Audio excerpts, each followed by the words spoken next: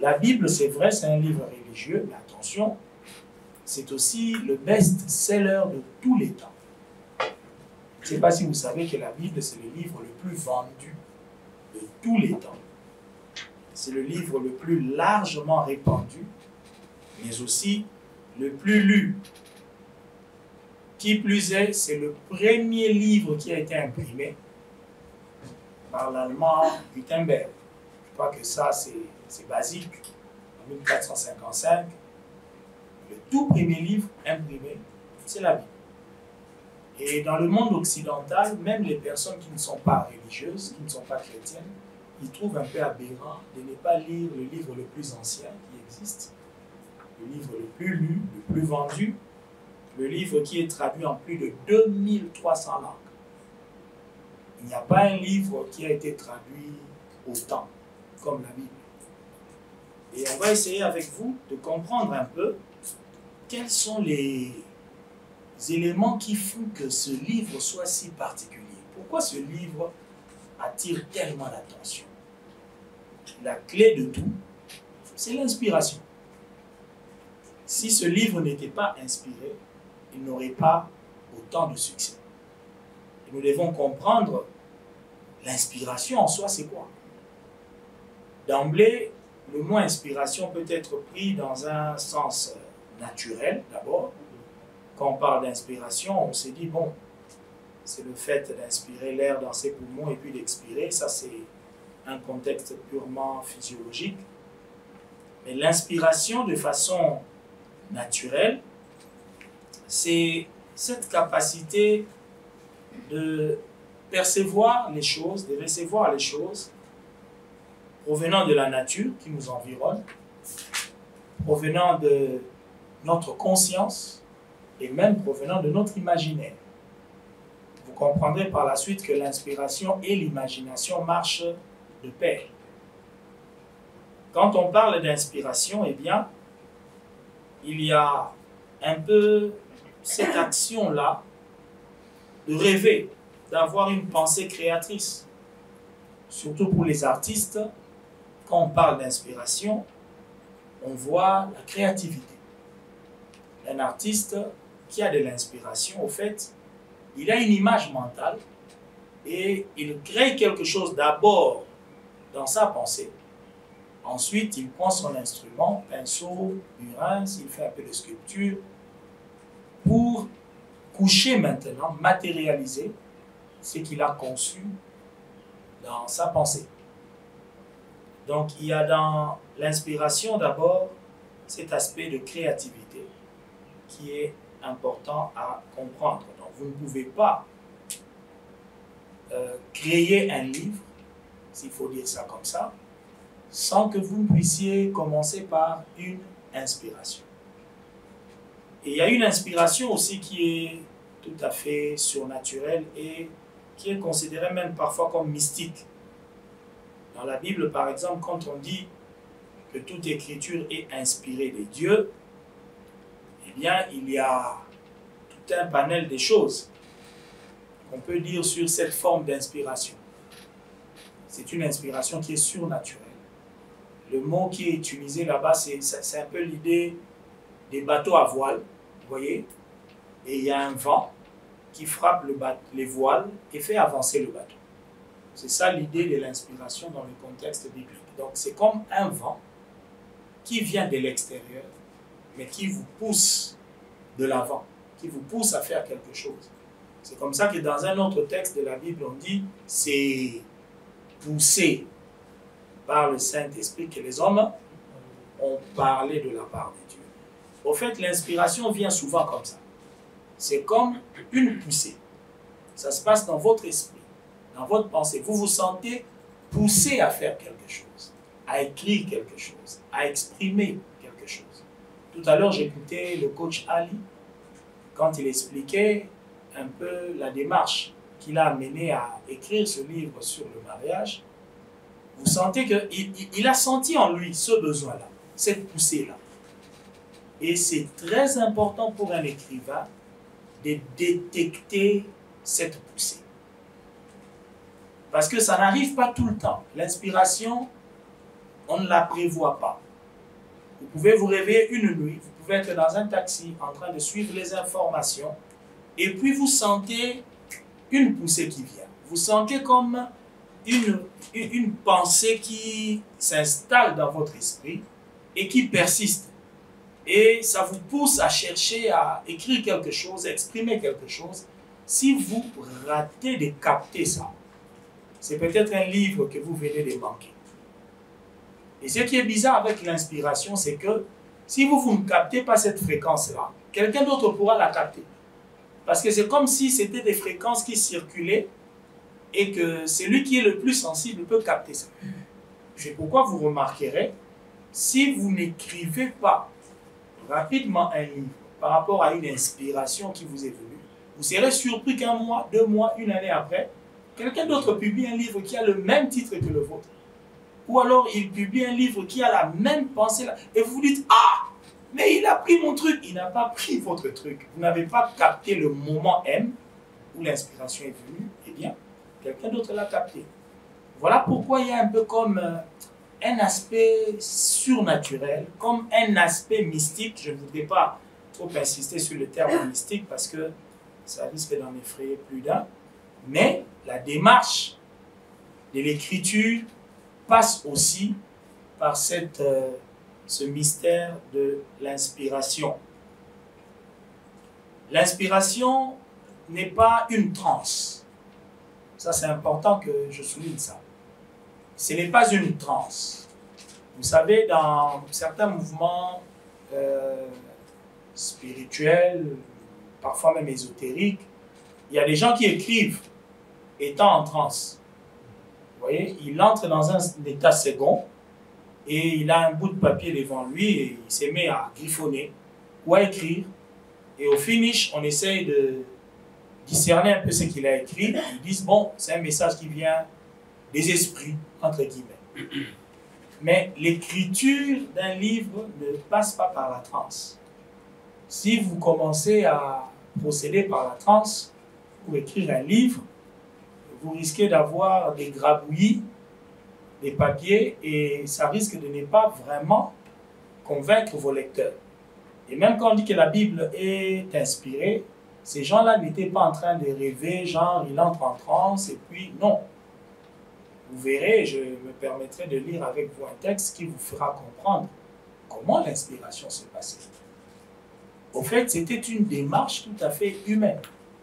Ce n'était même pas une dictée. Parce que parfois, quand on dit l'écriture est inspirée de Dieu, il y a des gens qui croient que, voilà, un bon matin, un auteur de la Bible, il se réveille et puis, il entend une voix qui commence à lui dire, Fortuna, commence à écrire. Voilà, écris ça, écris ça, écris ça. Au fait, c'est pas ça. C'est clair. Ils étaient juste poussés à écrire quelque chose. Il n'y avait pas de dictée. Il n'y avait pas genre un esprit qui parlait dans l'oreille. Mais il y avait une poussée intérieure. Avec des idées, des pensées. Et ces gens ont juste eu le réflexe d'écrire ce qu'ils sentaient comme poussé à l'intérieur d'eux. Donc, mettez déjà de côté cette théorie de la dictée qu'on appelle aussi la théorie mécanique, parce que l'inspiration ne procède pas. Et mécanique dans l'inspiration. Je voudrais juste vous lire un petit texte là qui va nous montrer de quelle manière l'inspiration, l'imagination et même la recherche marchent ensemble dans l'élaboration d'un livre, dans le processus créatif d'un livre. Parce que créer un livre, c'est un processus. Et ce processus commence par ces éléments dont je viens de faire mention. L'inspiration, l'imagination et la recherche. Alors, il y a un texte dans la Bible qui est très significatif. C'est dans les livres de Luc, l'évangéliste Luc, un auteur biblique. Mais il présente comment est-ce qu'il a écrit son livre. Permettez-moi de retrouver un peu ce texte. C'est Luc au chapitre 1. Et on va voir à partir du tout premier verset comment il présente un peu sa démarche. Il dit ceci: plusieurs ayant entrepris de composer un récit des événements qui se sont accomplis parmi nous, suivant ce que nous ont transmis ceux qui ont été des témoins oculaires dès le commencement et sont devenus des ministres de la parole, il m'a aussi semblé bon, je souligne, il m'a aussi semblé bon, après avoir fait des recherches exactes sur toutes ces choses, depuis leur origine, de te les exposer par écrit, d'une manière suivie. Excellent Théophile, afin que tu reconnaisses la certitude des enseignements que tu as reçus. Vous voyez ici, c'est un homme qui ne fait même pas mention d'un esprit, d'un ange qui lui aurait dit quelque chose. Et pourtant, nous considérons le livre que ce monsieur a écrit comme un livre inspiré. Mais il nous montre qu'il n'était pas le seul.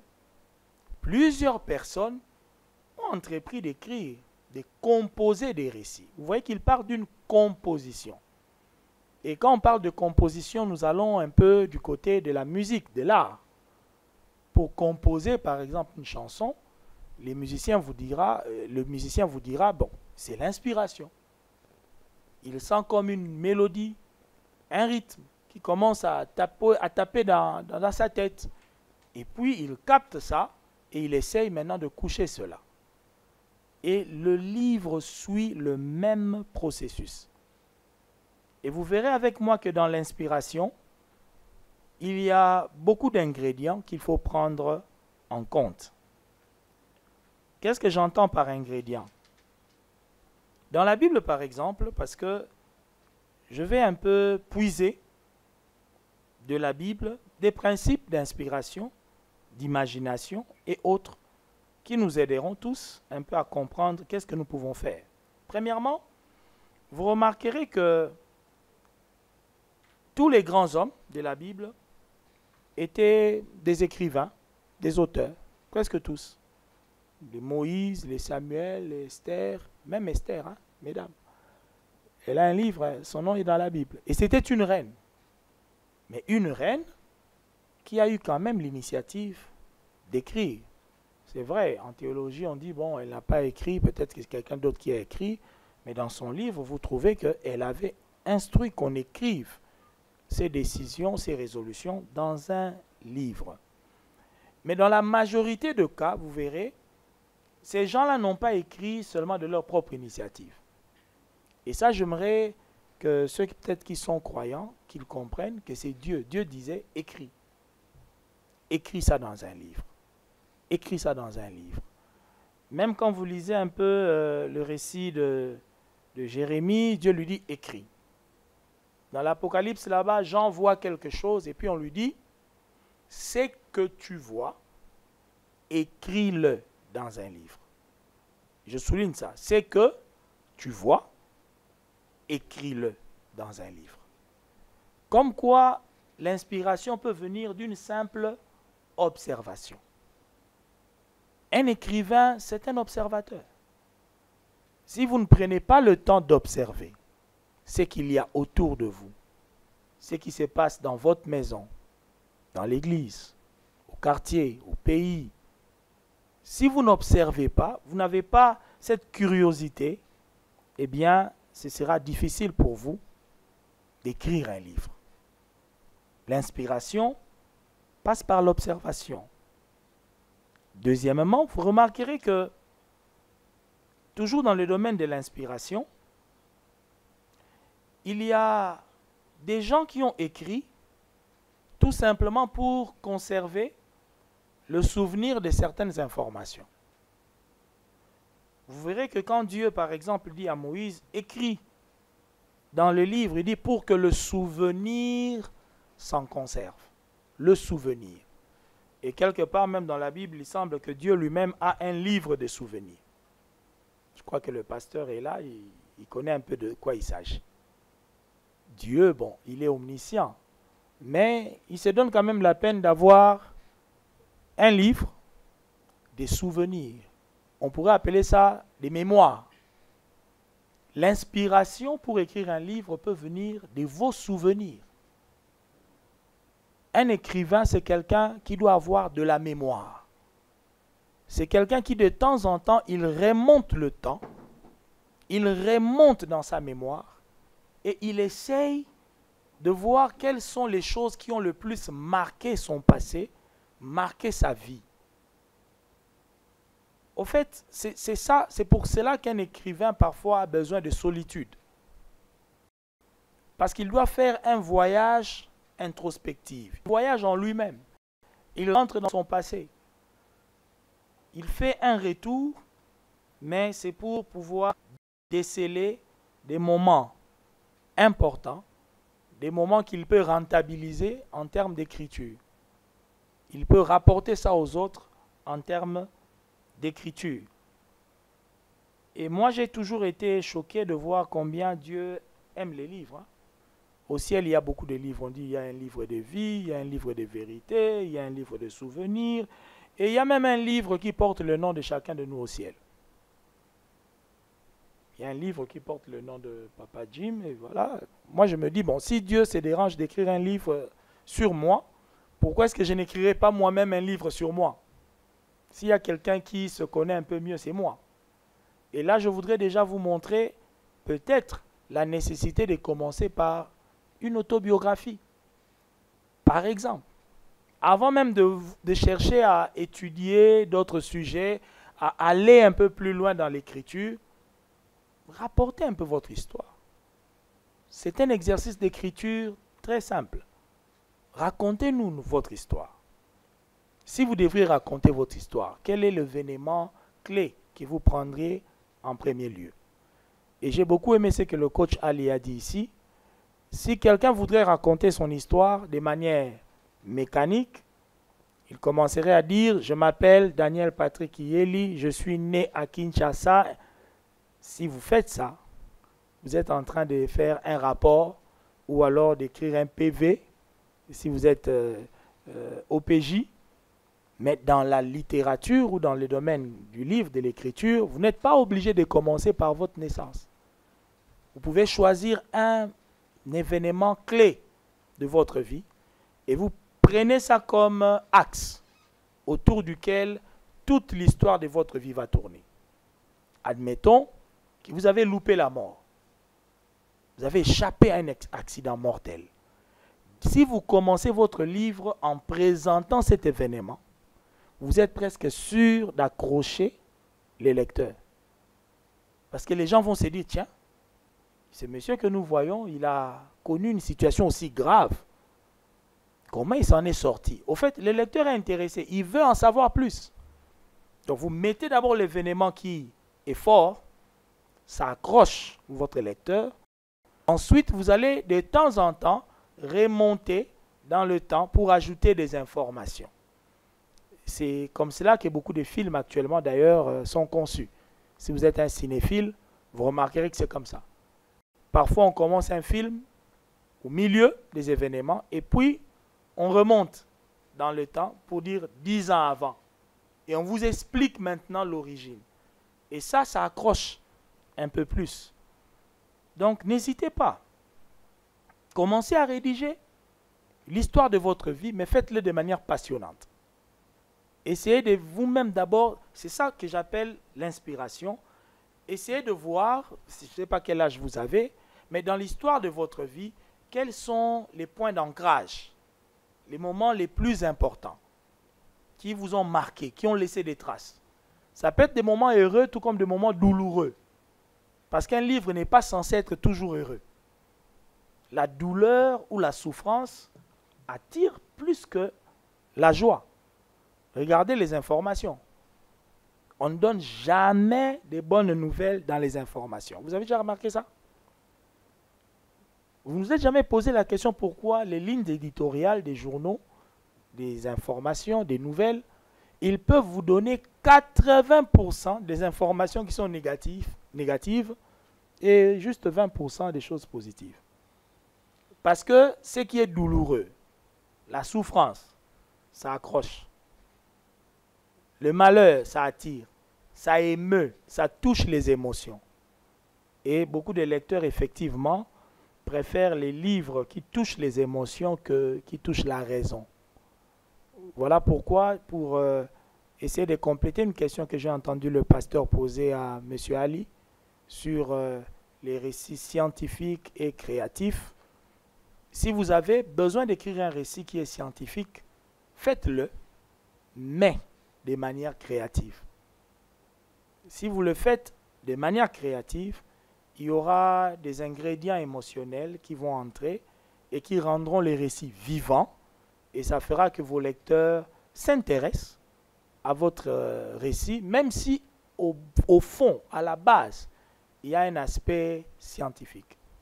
Je ne sais pas si vous avez déjà lu le livre du pasteur Léopold Mbadou. Il a écrit un livre futuriste où il parlait du monde en 2050, où il parlait du règne de l'Antichrist. Bon, c'est un eschatologue. Au fait, il essayait d'enseigner le message de l'eschatologie, de l'Apocalypse, de l'Antichrist. C'est très biblique, mais il en a fait un roman. Imaginez-vous, un pasteur, au lieu de faire un livre vraiment eschatologique, d'un enseignement académique, théologique, il prend le message de l'Antichrist, il en fait un roman. Et il présente l'Antichrist sous un jour nouveau. Un homme en costume, cravate, fier. Au fait, même si vous n'êtes pas un lecteur de la Bible, vous allez lire un livre eschatologique, mais avec une passion d'un roman.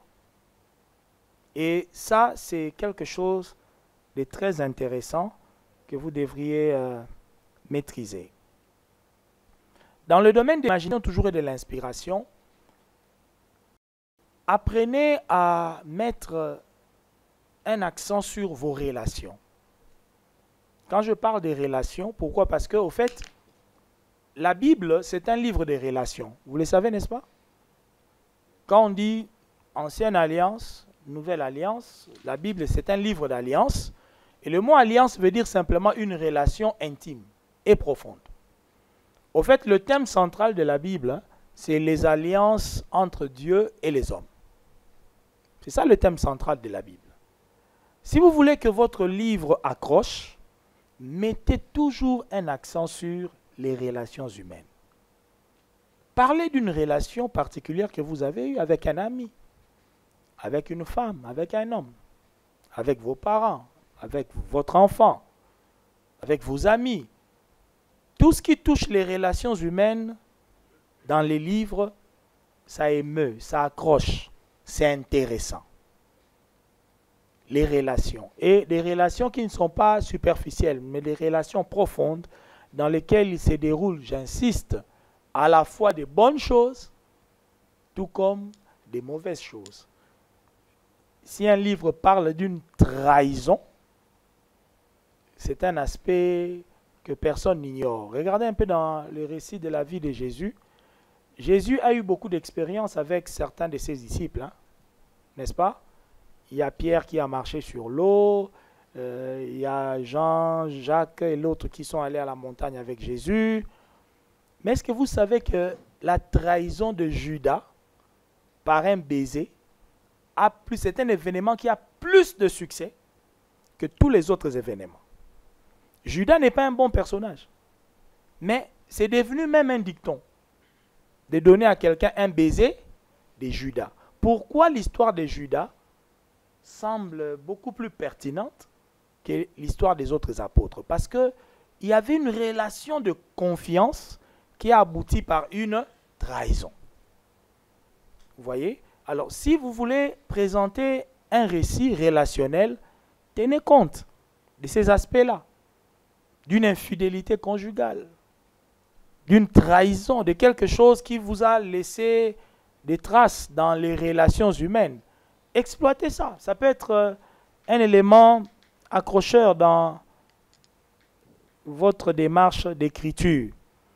Au fait, ma séance d'aujourd'hui, je suis en train de vous donner des pistes. je voudrais vous donner des pistes. Peut-être que vous avez déjà reçu de l'inspiration, mais vous n'aviez pas compris que c'était une inspiration. Il y a des choses que vous pouvez capter de votre vie et que vous pouvez utiliser pour commencer l'écriture d'un livre. Il y a des livres aussi qui sont juste là pour véhiculer des connaissances. Il y a des connaissances que vous avez. Bon, Papa Jim, à ce que je le vois, c'est un ancien. Maximum de respect. Certainement que Papa Jim a une expérience de vie, peut-être dans le mariage ou dans sa profession, plus qu'un jeune homme qui vient de finir ses études en droit à l'UNIKIN. N'est-ce pas? Papa Jim a un bagage de connaissances. S'il ne les met pas par écrit, ces connaissances peuvent être perdues à toujours. Une connaissance qui n'est pas transmise par l'écriture peut être perdue à toujours.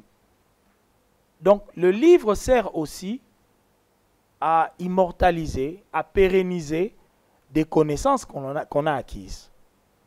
Alors, si vous sentez en vous qu'il y a des choses que vous aviez apprises et que ce sont des connaissances qui peuvent être utiles à la génération future, n'hésitez surtout pas. Mettez ces connaissances par écrit.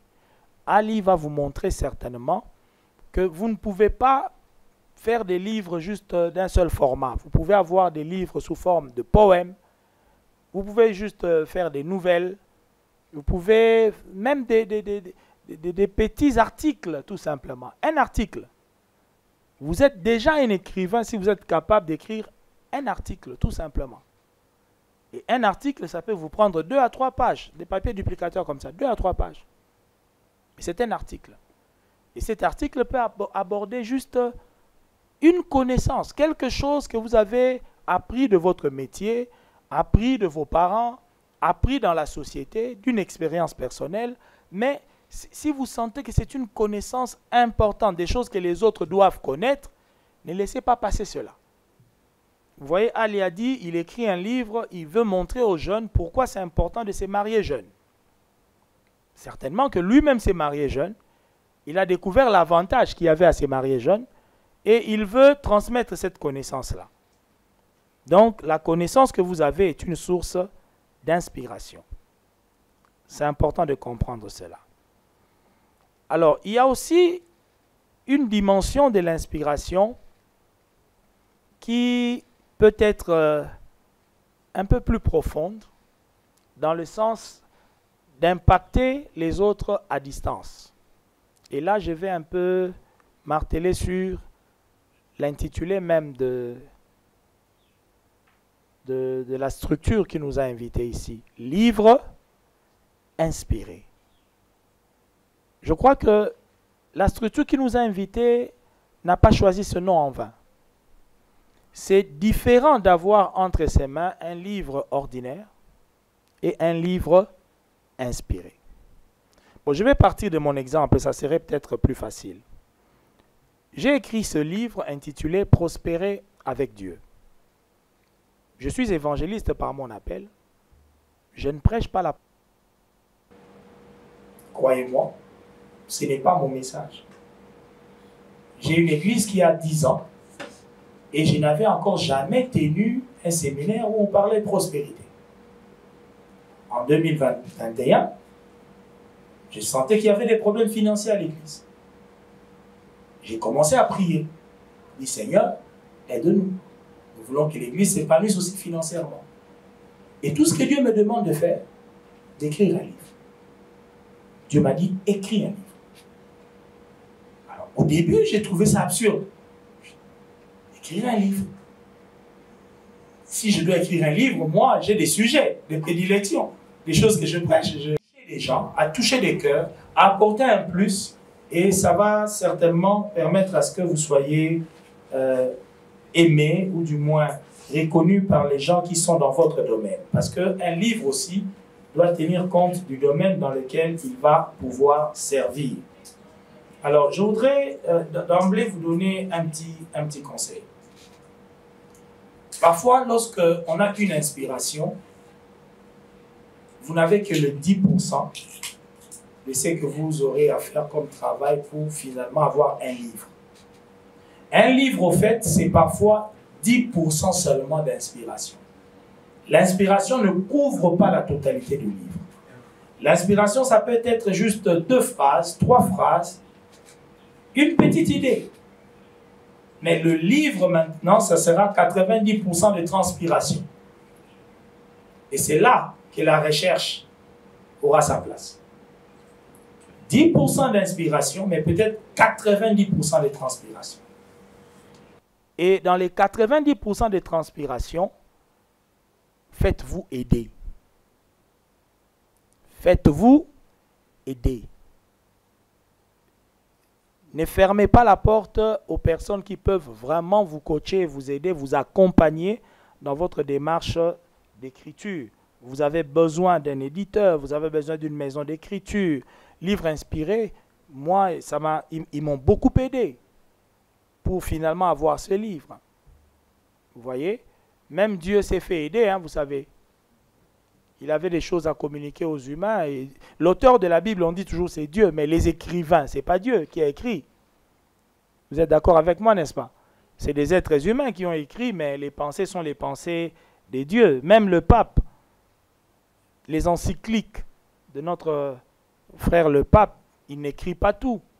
Il a tout un comité de rédaction et c'est important de vous faire aider ainsi. C'est très important.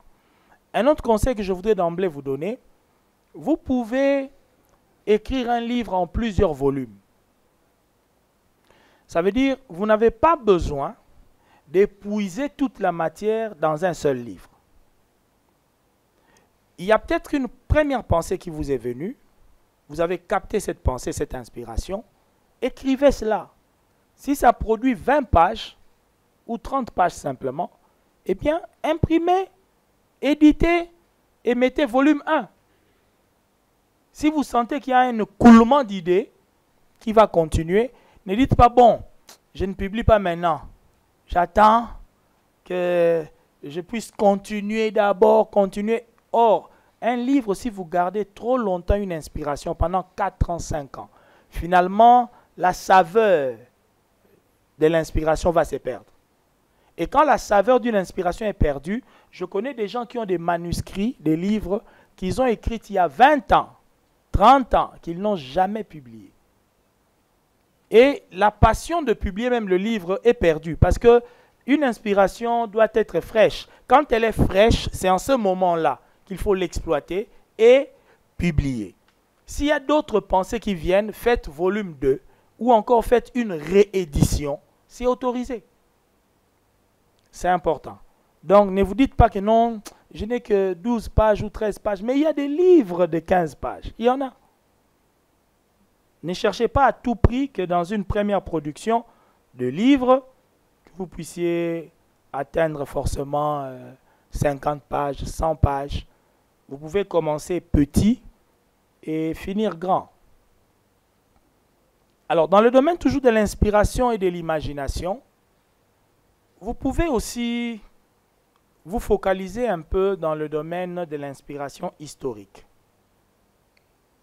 Les histoires.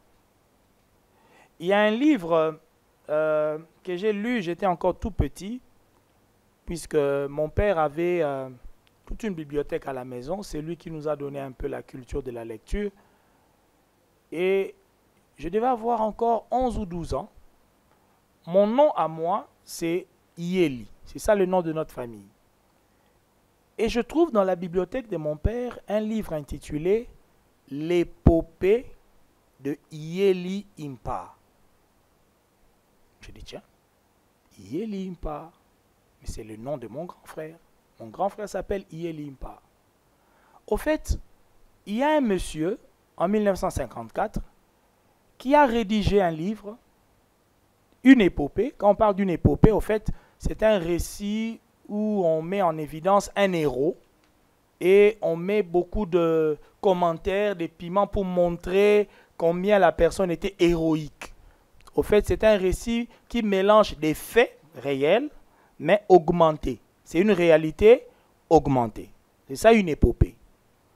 Alors, on racontait combien ce monsieur, il était fort, comment il a réussi un jour à tuer un léopard, et voilà pourquoi le léopard est devenu le totem de notre famille. J'avais quoi? 11 ans. Il y avait plein de documents, de livres dans la bibliothèque, mais j'ai été accroché par le fait qu'il y avait un livre qui rapportait un peu l'histoire de notre nom de famille. L'histoire qui s'est passée dans mon village. Vous pouvez croire que raconter des événements d'il y a 100 ans de votre village, vous pouvez vous dire, ça va intéresser qui finalement? Non, il y a quelqu'un qui peut être intéressé par cela.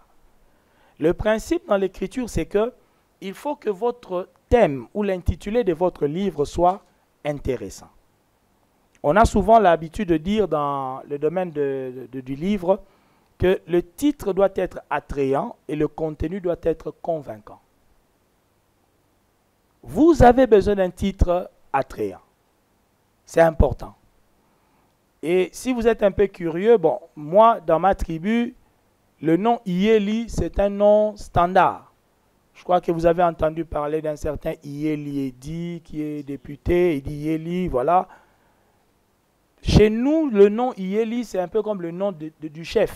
C'était un ancien chef et qui a collé son nom à tout le monde là au village. Et le fait d'avoir choisi simplement comme intitulé l'épopée de Iyeli, toute notre communauté, des Bangala là-bas, des Bikoro là-bas, des Konda, Tomba, Mongo, tout ce monde-là s'identifie à ce livre et ils veulent lire ce livre. Et ce monsieur a réédité son livre plus d'une fois. Si vous entrez sur Google et vous tapez « Épopée de Iyeli Mpa », ce livre est vendu à 60 € sur Amazon. 60 €. Un livre de 48 pages. Comment un livre comme ça, produit en 1954, peut coûter aussi cher? Au fait, c'est parce que la demande, elle est forte. Il y a tellement des originaires de ce milieu-là qui se retrouvent, qui s'identifient à cette histoire.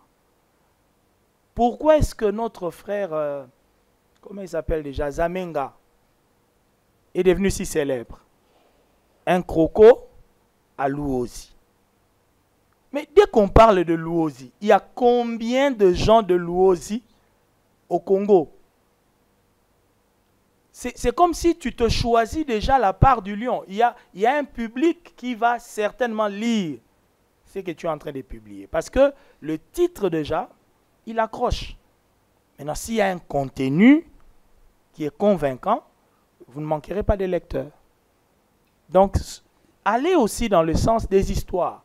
L'inspiration peut aller dans le sens des histoires. Bon, je vous donne un exemple d'un projet que je n'ai même pas encore vraiment développé. J'habite vers Badiadingui et dans le quartier où j'habite, il y a une dame qui est déjà décédée. Elle s'appelait Chipompa. Tout le monde l'appelait Maman Chipompa. C'est d'abord un nom qui est un peu insolite. C'était une dame tellement célèbre dans le quartier.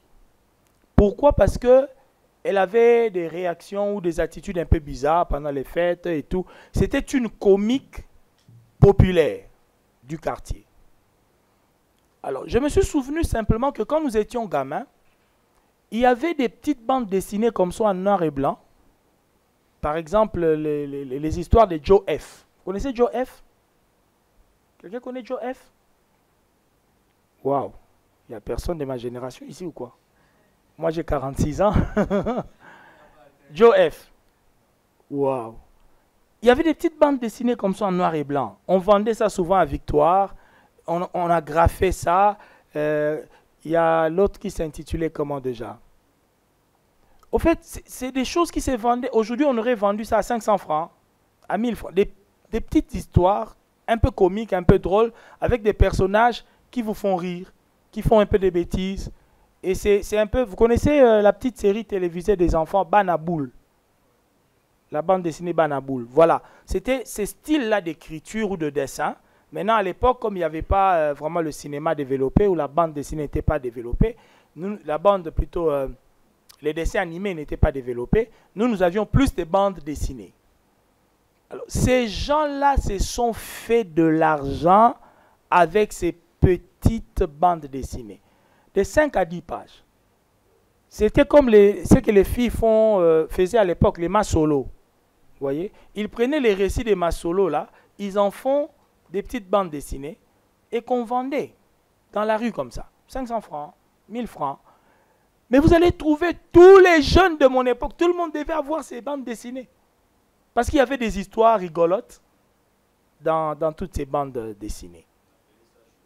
Voilà, on appelait ça journal. Et puis, il y a un monsieur qui a récupéré ça, qui a modernisé ça avec Kwaku. Il y avait la revue Kwaku qui avait un peu récupéré le style et ils ont fait entrer ça. Et ça, c'était moderne. Ça se vendait un peu plus cher à l'époque. Qu'est-ce que je veux dire par là? Ne vous limitez pas. Nous sommes dans le contexte créatif. Soyez imaginatifs. Moi, j'ai l'intention de faire de cette dame-là un personnage comique. Mama Chipompa. J'ai des images de ce que j'ai vu cette femme faire. Et ces images sont restées en moi. Et c'est ça, au fait, l'imagination. Dans l'imagination, vous devez avoir des images mentales, des rêves. Vous devez avoir... C'est un peu comme de la science-fiction.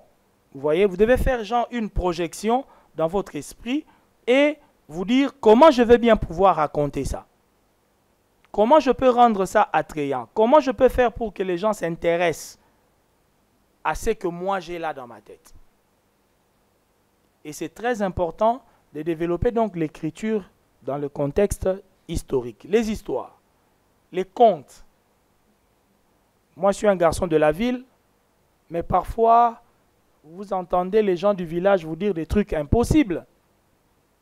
Une de mes tantes m'a dit, écoute, voilà, ta tante que tu vois là, elle a passé 9 mois sur un arbre parce qu'elle avait une grossesse et on lui a dit que cette grossesse était précieuse, elle ne pouvait pas mettre ses pieds à terre. Elle a passé 9 mois sur un arbre. Elle s'est lavée là-bas, elle mangeait là-bas, elle dormait là-bas. On lui a aménagé un endroit pour vivre 9 mois sur un arbre jusqu'au jour où elle a mis au monde son bébé. C'est impensable.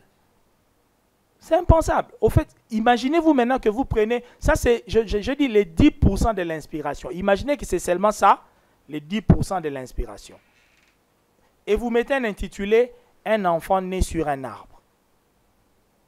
Imaginez. Quelqu'un dit, tiens, un enfant, oui, qui naît sur un arbre. C'est quoi cette histoire? Quelqu'un peut être attiré à lire votre livre rien qu'à cause de cet intitulé.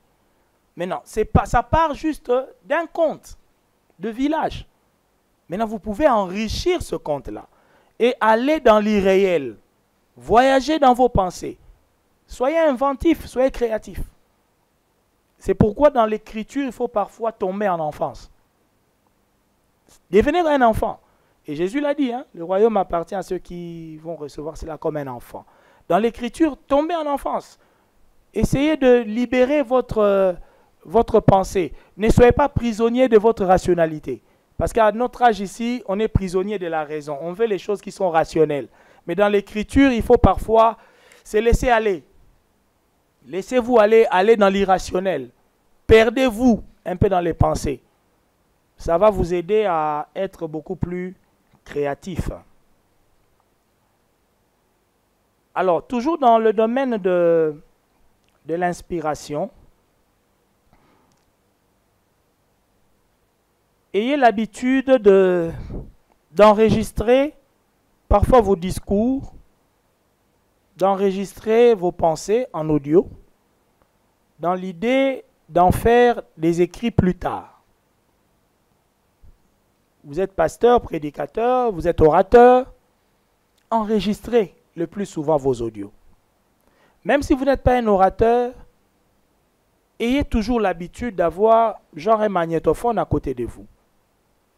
Actuellement, avec nos téléphones, nous avons des applications magnétophones dans les téléphones. Une idée vous vient, vous avez une inspiration, parlez dans le magnétophone. Mettez ça en audio. Un jour, l'audio pourra être transformé en écrit. Et c'est ça qui a fait le succès d'un homme comme William Branham. Vous voyez? William Branham, pour ceux qui ne le savent pas, est mort depuis 1965. 1965, le gars est mort. Il a commencé son ministère en 1933. Vous imaginez? Comment un gars qui a prêché dans les années 40, 50, pas au Congo, aux États-Unis, comment il peut avoir autant de succès en 2020 ou en 2021? Parfois, c'est inouï. Qu'est-ce qui s'est passé? Cet homme a eu une idée de génie pour son temps. Partout où il allait prêcher, il avait un enregistreur en bande magnétique. Et il a enregistré toutes ses prédications et ses enseignements. Le jour où le gars meurt, ses fils prennent simplement les audios, ils les transforment en livrets, en brochures, et ils distribuent ça partout dans le monde. Et regardez l'impact. Vous voyez, aujourd'hui, bon, chez nous ici, on distribue souvent ces livres-là gratuitement. Mais je vous assure, hein, à l'étranger, aux États-Unis, c'est vendu. Ce n'est pas gratos. C'est vendu. Il y a des gens qui donnent leur argent, des dons, pour que ça soit maintenant distribué gratuitement. Parce que l'impression d'un livre, ça coûte toujours. Hein. C'est de l'argent, c'est des moyens. Au fait, même Oyedepo, j'ai vu ici, il y avait un livre d'Oyedepo. Il y a des gens qui ont déjà lu David Oyedepo. Vous avez déjà lu? David Oyedepo, quand vous lisez tous ses livres, vous pouvez les sentir que c'était des enseignements, des séminaires qu'il a donnés dans son église. Il a juste un comité de rédaction qui prennent les notes de l'orateur et en même temps les audios de l'orateur et il transforme ça en livre. Et vous avez l'impression que ce monsieur est très prolifique. Il produit beaucoup de livres. Mais en réalité, lui, il n'a fait que prêcher, il n'a fait que parler. Et il y a des gens qui ont récupéré ses discours et ils en ont fait des enseignements, des livres. C'est intéressant de faire cela. Et comme nous sommes dans un monde où la technologie évolue, nous avons même aujourd'hui des applications qui transforment votre voix en écrit. N'est-ce pas? Voilà. Donc vous pouvez commencer à écrire en parlant. Vous êtes devant juste votre ordinateur, même votre téléphone. Vous ouvrez l'application, vous parlez. Et la machine écrit. Et ça peut être déjà des bases, des bonnes bases, des livres. Et je répète, l'inspiration peut venir au milieu de la nuit. Vous pouvez être en fête. Vous pouvez être dans un deuil. Et puis une inspiration arrive. Ne jetez pas ça. Captez ça. Et ça peut être traduit plus tard en livre ou en document pour édifier beaucoup plus de gens.